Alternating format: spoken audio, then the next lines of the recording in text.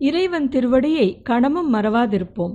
திருநாவுக்கரசரின் சமகாலத்தவர் அப்பூதியடிகள். அந்தணர் குலத்தில பிறந்து இல்லற தர்மத்தை சிறப்பாக கடைபிடித்தவர்.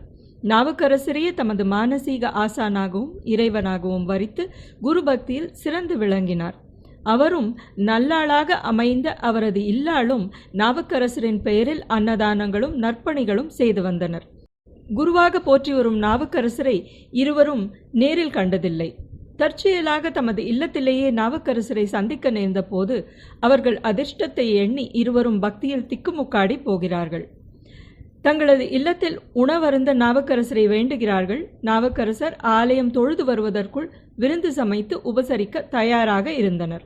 அவருக்கு விருந்து படைக்க வாழை இலை பறித்து வருவதற்கு சென்ற அப்பூதி அடிகளின் மகனை பாம்பு தீண்டி விடுகிறது. கண நேரத்தில் அவன் உயிர் பிரிந்து விடுகிறது.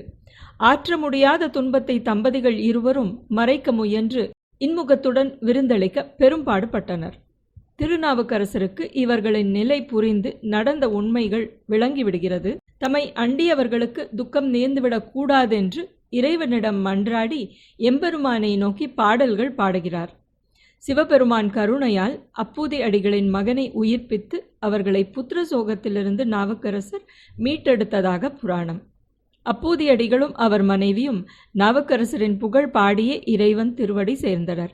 பகவானை காட்டிலும் அடியவர் தொண்டே சிறந்தது என்ற கருத்தை மெய்ப்பித்தனர்.